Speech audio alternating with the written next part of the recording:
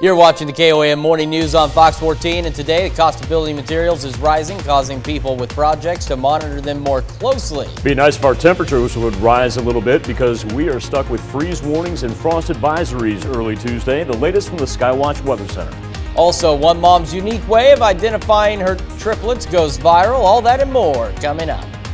The 4 states' most watched news starts now. Thanks for joining us for the KOAM Morning News on Fox 14. I'm Chris Warner. Inflation has sent prices up on a number of items, and construction supplies no exception. National Home Builders Association says building material costs have risen just over 20% year over year and are up 31% since January of 2020. Officials at Joplin schools say they closely monitor those costs for their building projects, like the new Dover Hill Elementary. Between the school district and the architect and Crossing Construction, we worked hard to encourage all of the material vendors to make sure that they immediately placed orders for material to either store on site or to store off site so that you can ensure that you got the best price at the time. There's a bit of silver lining. National Home Builders Association says steel mill prices have declined nearly 10%. Oklahoma Governor Kevin Stitt hopes to lure a company that could bring tens of thousands of jobs to the state. At a news conference on Monday, the governor said he's asking lawmakers to expand the state's tax incentive program to entice companies that bring high-quality jobs to the state. Stitt did not identify the specific company he's trying to lure, but indicated it's in the car manufacturing industry and that it would provide a lot of jobs. So we have an opportunity to land one of the largest factories in the entire country, just a humongous factory with billions and billions of dollars worth of investment, thousands and thousands of jobs. And so I'm asking for the legislature to do some special, what we call mega legislation for not only this new company, but also future ones that are going to look to Oklahoma to expand. Stitt says the company could create up to 70,000 direct and indirect jobs. Visiting an art museum usually means taking in the masterpiece with your eyes, but a new exhibit in Spain asks visitors to follow their noses. Tina Kraus has that story.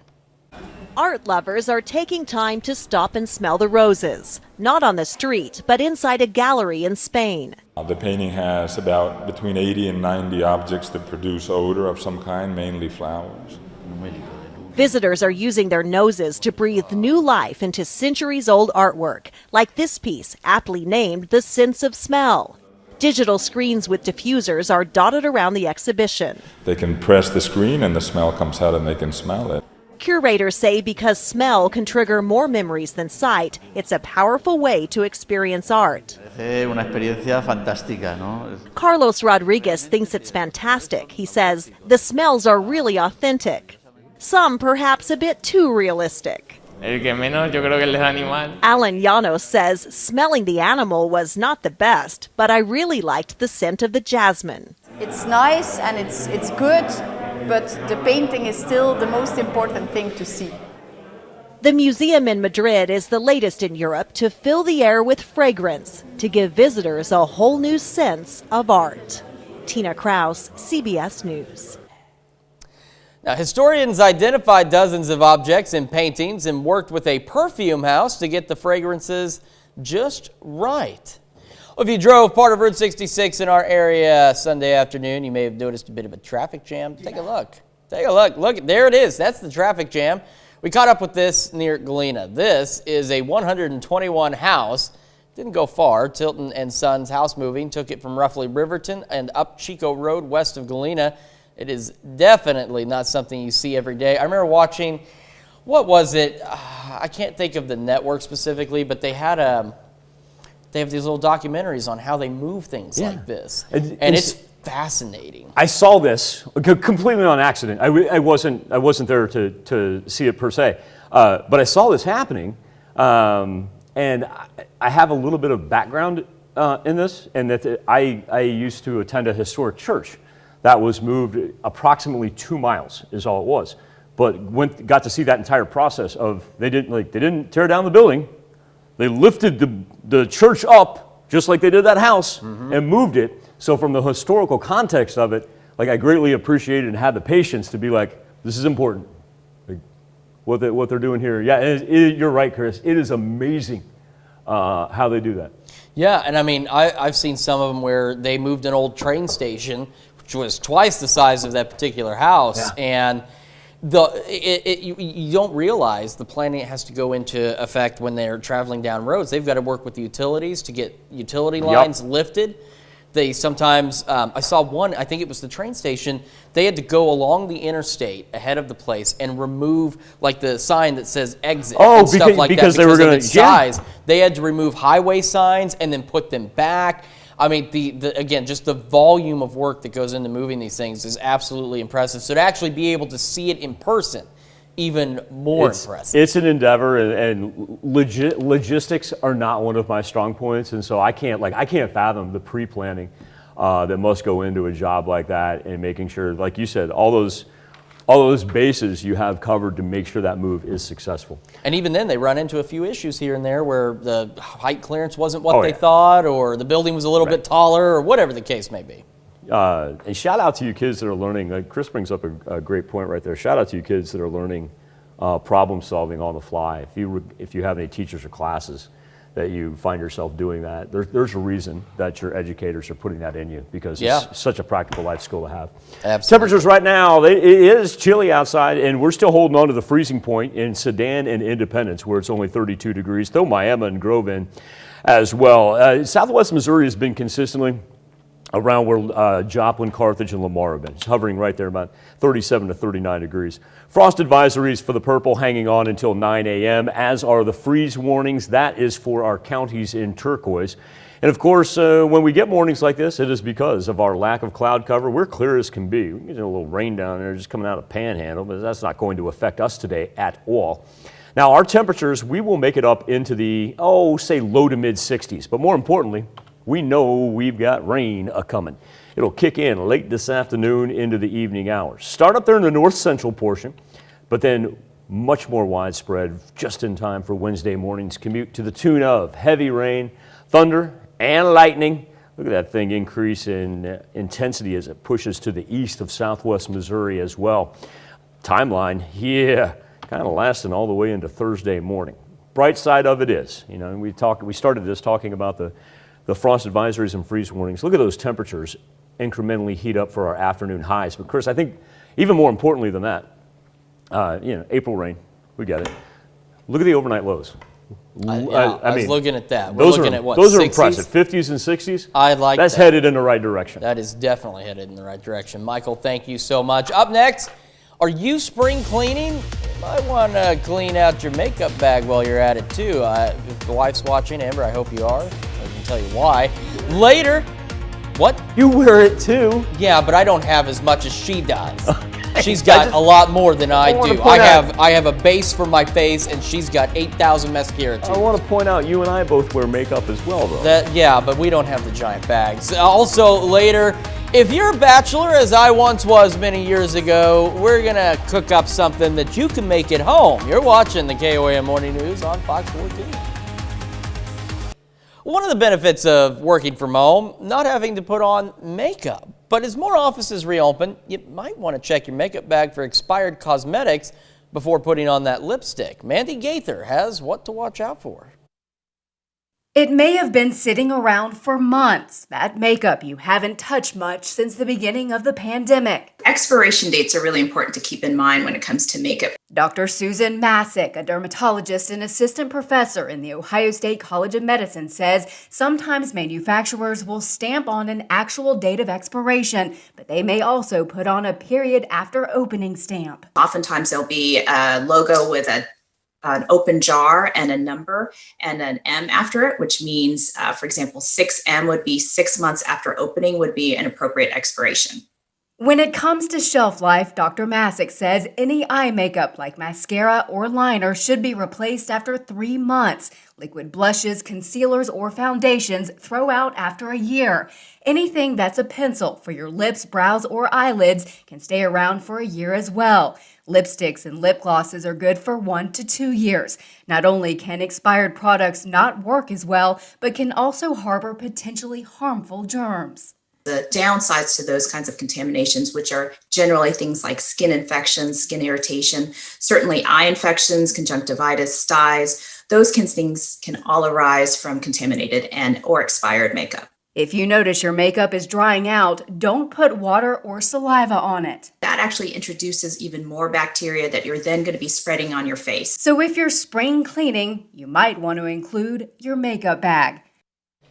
A furry Florida resident breaking the world record as the oldest pup alive on March 16th. This Chihuahua named Toby Keith, it's listed as one word, achieved the title at 21 years and 66 days old.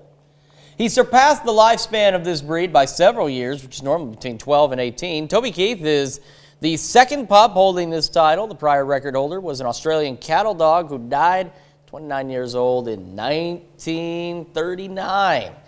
I had a cat, as a Siamese cat. I named it Spock, and he lived about 17 years. Really? My goodness, I had no idea. He was a very loyal cat. That cat loved me. I loved him, and he lived a very long time, and he got to be pretty fat and happy. And he loved to terrorize my dad. You know how they say cats are pains in the rear. I mean, there's an alternative word, but we'll go with that. I got you. He intentionally antagonized my dad. My dad would get up from his chair at the dining room table to get some coffee. He waited for him to get up, and as soon as he got up, he would jump into his chair, and then he'd hang on with his claws, and he's shaking that chair and moving it around. He would not let go. And then he'd go into their bedroom and sleep on him intentionally because he knew he was going to get kicked off. He intentionally terrorized my dad. It was funny. I bet in some form or fashion in the back of your dad's head, he knew it was done out of love. Oh, I'm sure he did too. He did too, because he'd come around from the kitchen with his coffee. There's that cat. Just staring at him too, just giving him that look of like, that darn cat. 37 degrees over 7th and Range Line. A little bit of a wind chill in effect, feeling like 31 right now. Remember, we've got the frost advisories and freeze warnings still going on. It's definitely a heavier coat morning at least. Now this afternoon we go from the heavier coat morning into the need an umbrella because of the rain afternoon and evening. It will begin late this afternoon, take us into the nighttime hours, and really carry over until Wednesday.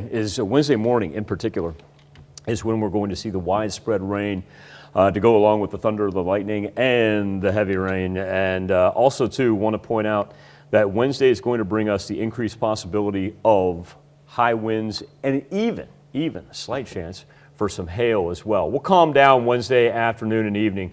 Temperature is going to be great on Thursday and Friday. Look at Friday, as a matter of fact. Partly sunny skies, highs in the 80s. Be back with more KOAM Morning News on Fox 14 right after this. A set of identical triplets, all right? Identical triplets. Well, they've gone viral. That's because the internet got a look at the creative and cute method that mom uses to tell them apart. We're going to let Jeannie Moose break it all down. When you're dealing with identical triplets, you can't expect them to always be introducing themselves. So is it any wonder that this tip for triplets went viral on TikTok? It's a hard knock life for us. It's a hard knock life for us. Forget pedicures. This is a cure for misidentification. The boy's proud aunt posted the nail polish hack. Who gets what color of the triplets? How's that work? So Henrik is blue, James is green, and Thomas is red. The 15-month-old Hasselquist triplets were more of a hassle to tell apart when they were younger. First few months, having that there as a backup just to make sure you didn't feed the same kid twice. Posters on TikTok called the nail polish trick genius. It brought back memories. I did this with my twins, and it wore off in the bath. I spent days convinced they were mixed up. I'm still unsure, and they are 21. Okay, even nail polish wouldn't solve problems on the magnitude seen in The Parent Trap. Then you and I are like sisters. Hallie, we're like twins. But the parents of these Wisconsin triplets aren't taking any chances. In addition to weekly nail polish application, they tend to dress the boys in their color. These kids truly are color-coded. Yes. And when not color-coded, they're numbered. Unexpected item in bagging area. These triplets have swept the internet off its feet with their painted toes. Ginny Mose, CNN, New York. All right, even though we're going to have a little bit of a chilly start eventually this afternoon up into the 60s, that comes with increased cloud cover as well. And then overnight, especially by the time we get to tomorrow, we're going to start packing in the rain accumulation anywhere from probably 1.25 inches to 1.5 inches, 1.75 inches. Let's go ahead and put future track into motion, give you an idea of the timeline here. We kind of get through most of the morning unscathed, even early afternoon looking okay, but then as we push into late afternoon, evening, and nighttime, we see it advance up from the west, especially for the northern portion of the 4 states. Then we're widespread for Wednesday morning with heavy rain, thunder, and lightning as well. It's going to linger now into Thursday. It dies down after that initial band, but then there we are again on Thursday morning, specifically in the northern portion of the 4 states.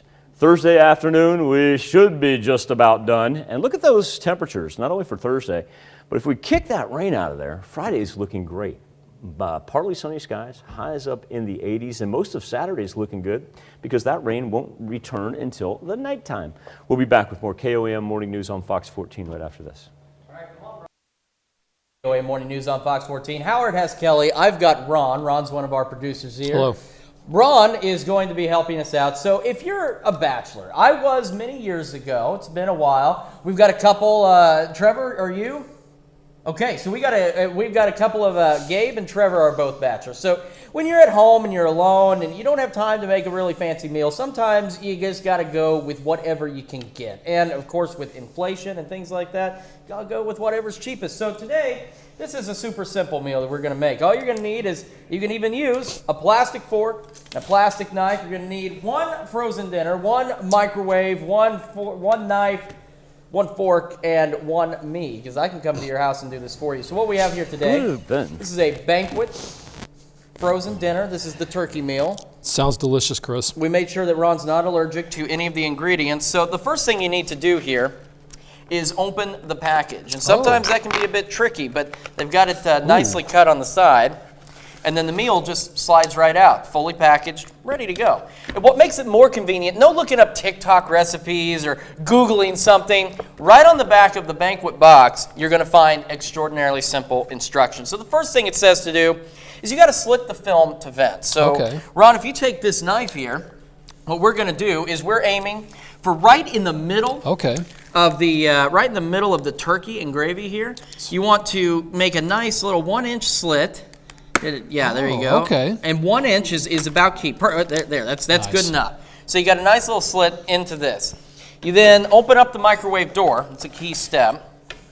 And this microwave was not built for this, by the way, as you can tell. You slide it in here like that. Make sure it's centered on the tray. Close the door. Also a key step. And over here on these buttons, step 2 here, you're going to microwave it on high for 3 minutes. So you just punch in 3, 0, there, oh, there. See, this one's got one of those fancy settings. So as this microwaves, we want to just remind you, again, if you're living at home alone or if you just need a quick meal, a quick snack, McDonald's may not necessarily be an option, Wendy's may not. The dollar menu is kind of a thing of the past these days. It really is. It's now, well, here's the deal. I'm not saying, we're not, Michael brought up a good point. We're not knocking McDonald's. I love McDonald's. I love a good double quarter pounder, the quarter pounder deluxe. Excellent. The stuff they put on that. Yes. Fantastic, by the way. These are all great choices. Excellent choices when you're going out and you're looking for something to eat. So we've got a little bit of time here while this cooks, but you have to, the thing is it's the next step that's just as equally important as the others. This is just one of those things, again, when you're looking for something just to snack on even. Now for me, it takes 2 of these to make an actual meal. Okay. See, this is why people tune in for this type of education. These are the things you're not necessarily going to get because no. I really hope my wife doesn't watch because I give her a hard time on this show.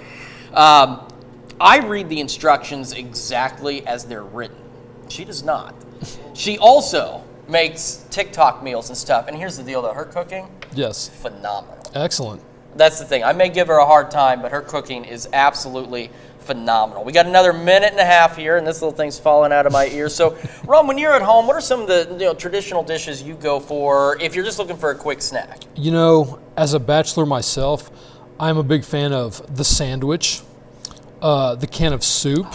Excellent. All of these, I think, are kind of really along the lines of what we're talking about today. Simple, quick, and easy to make. Yes, very. Sometimes nutritious, always delicious.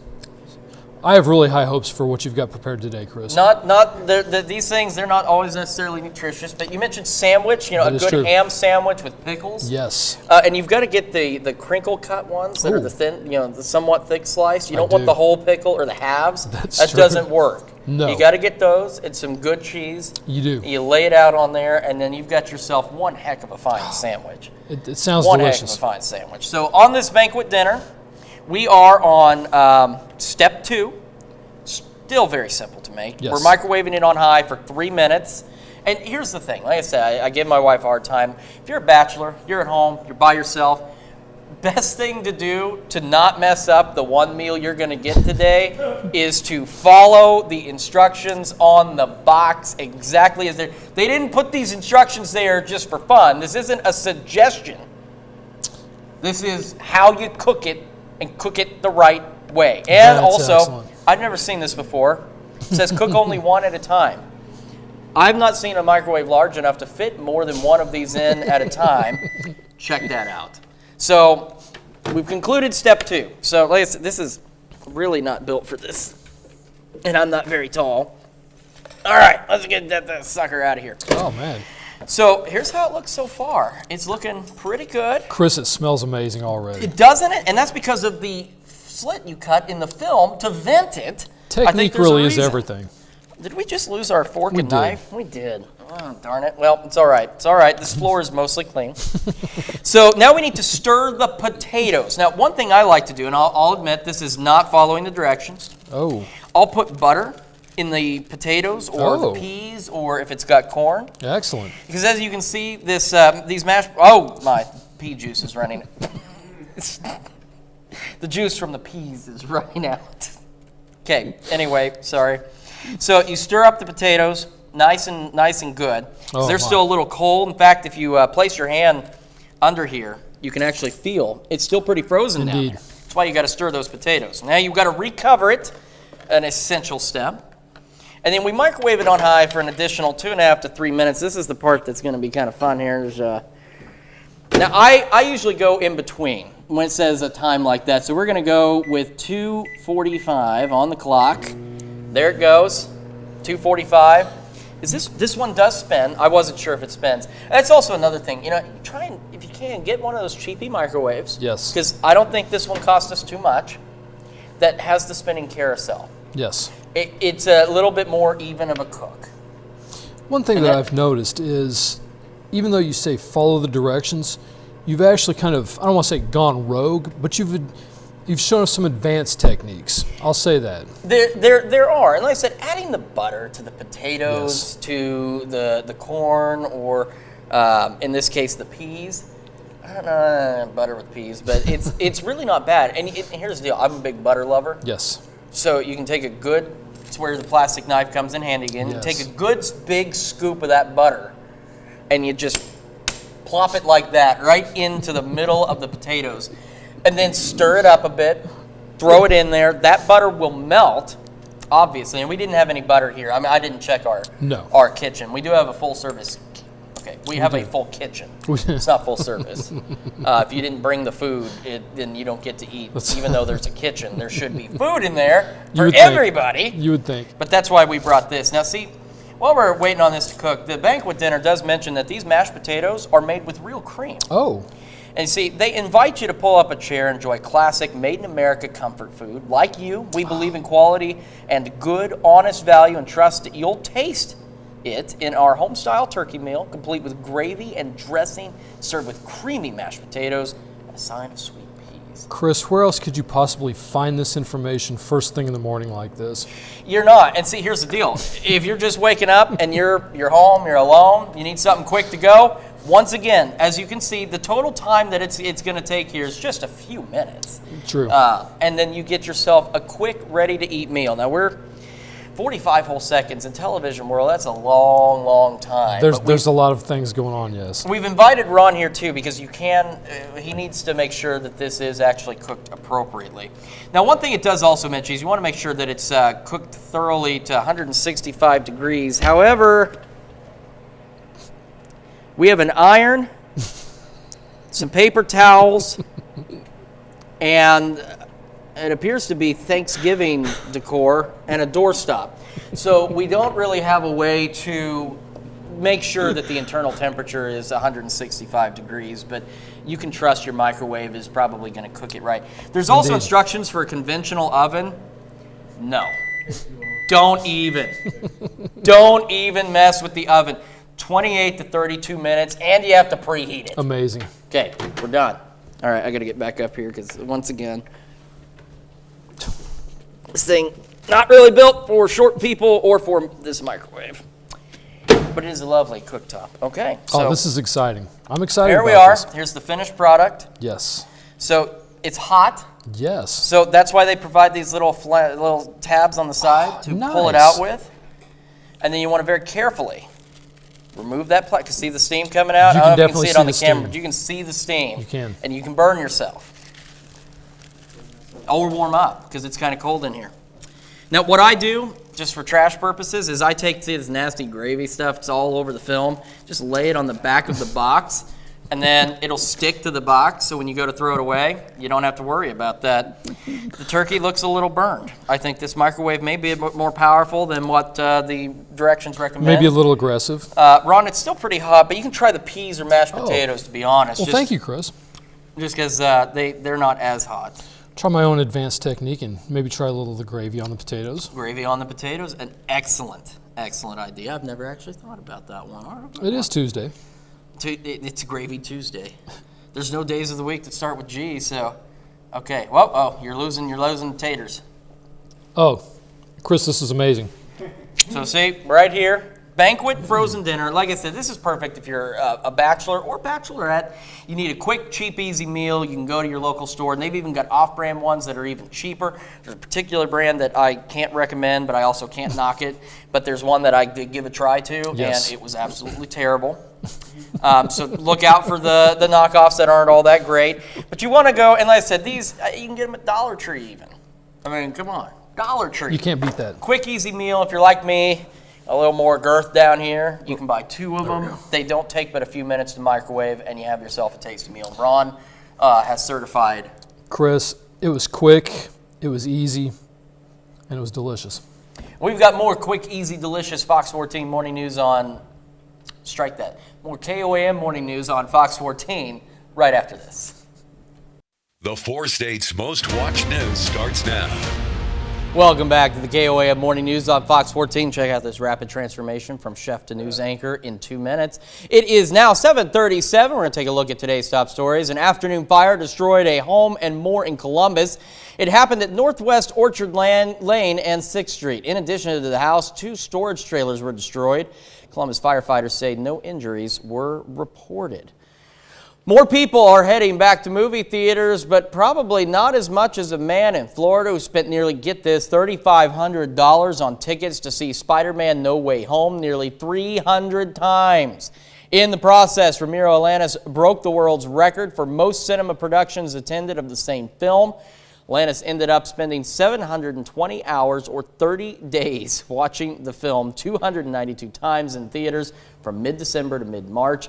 Some days he watched the movie 5 times in a row. To break the record, he wasn't allowed to nap, use his phone, or even go to the bathroom. And this isn't his first time in the record books. Alanis broke the same record back in 2019 by watching Avengers Endgame 191 times. So he broke his own record. That is a lot of times to watch. The whole not going to the restroom thing is kind of scary, but also to the amount of money spent on that. I'm going through a rundown, making sure we don't have the story of like a food pantry in need. That seems like a, Well, he... which is funny because our Instapoll question this morning is good deeds. Yeah. Well, he did the good deed by supporting Spider-Man. I want to see how you're going to spend this. He was providing a boost to the movie theater economy following the shutdowns, the pandemic, and the losses they endured, leading to reduced staffing and increased prices. He has helped to offset that by spending $3,500 with one particular movie theater. In my former PR life, I don't think I would have gone there. I'm just saying, he's helping in his own way. You tried, though. I give you credit. I give you credit. You tried. All right, Chris, future track eventually is going to lift our temperatures into the 60s today, much more consistent 60s than what we experienced yesterday.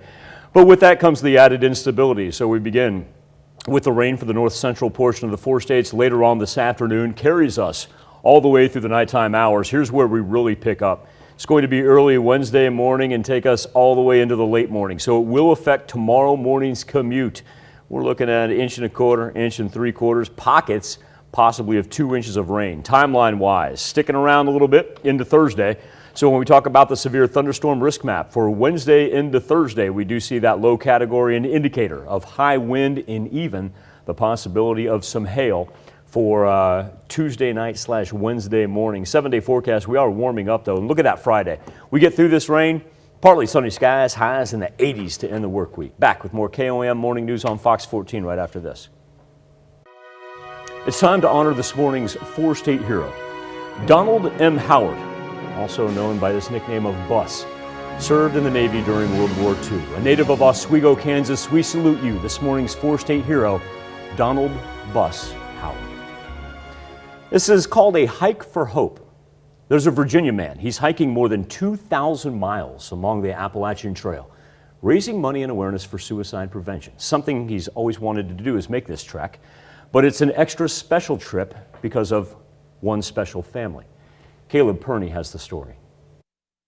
Tim Unkefer has hiked nearly 500 miles so far on the Appalachian Trail, raising awareness for the Elizabeth Matera Foundation. It's a new foundation that seeks to prevent suicide through training and workshops. Unkefer was wrapped in the tragedy of suicide through his friend Matthew Matera. The two met in the Navy. Matera's 15-year-old daughter, Elizabeth, was the 6th person in his family to die by suicide. It was something that impacted me very close and personal, not, as a father, to be sure, but certainly as a friend to Matthew. Unkefer had always wanted to hike the Appalachian Trail when he retired, but now it's taking a new meaning. The AT is often a go-to trip for many to step back. You're still shocked to hear from folks, hikers that said, I was considering committing suicide. That I think that's more common. I was shocked that it's happened 3 times now. And Unkefer says the struggle of the trail can put things in perspective. It's a good analogy that there's always hope over that next ridge. There's always, it's hard. You're going there, and sometimes you just got to do it step by step. With each of those steps, he's spreading the message of the Matera's story and raising money for the foundation.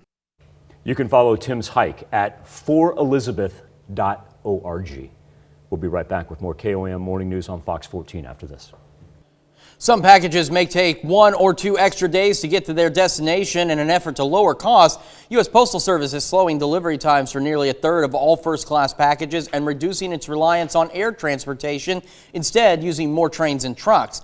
That new policy goes into effect May the 1st.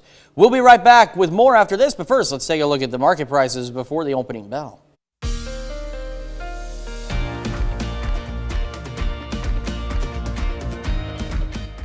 A photographer in California recently captured an unusual sighting of brown pelicans in La Jolla. Those photos creating quite a buzz. Brian White with the story.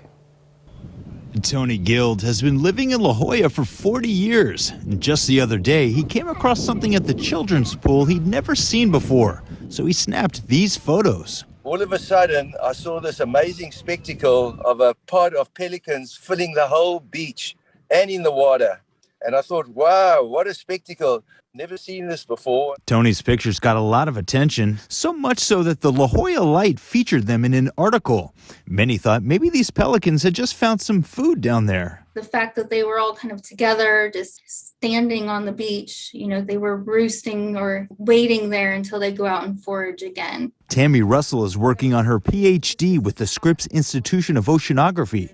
She says there may have been a perfectly good explanation for the rare sighting. Often when it's windy conditions, they'll go down to the beach because it's more sheltered.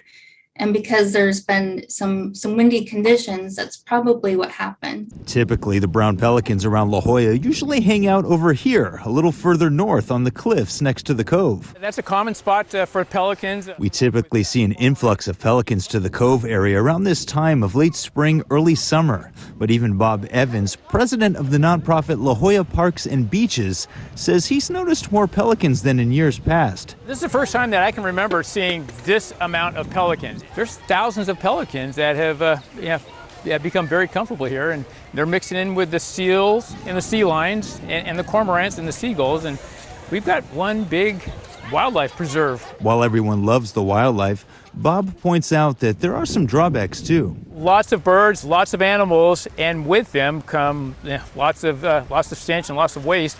And depending on how the wind blows, we got it going right up to condos, to restaurants, to hotels. But all in all, given that brown pelicans were once on the endangered species list up until 2009, seeing more of them at the cove is a sign of their conservation success story. It was a pretty amazing sight, and just another way the jewel sparkles in a natural way.